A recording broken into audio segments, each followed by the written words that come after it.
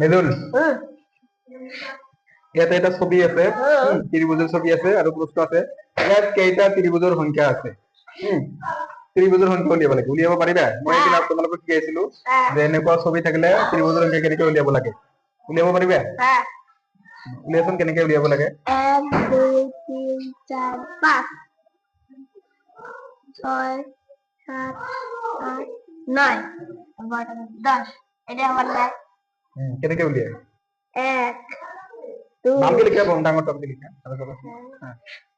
1 2 3 4 5 লিখিলে তাৰপিছত 1 যোগ 2 যোগ 3 যোগ 4 যোগ ইয়াতে লিখে 5, ইয়াতে লিখে 5 3 6 10 15 ইয়াতে 15টা ত্ৰিভুজ আছে।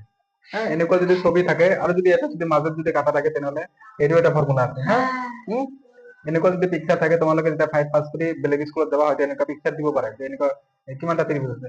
তেনেকুৱা 5ত নিদিয়ে, কিন্তু তোমাৰ মানে যেতিয়া ডাঙৰ হ'ব চাকৰি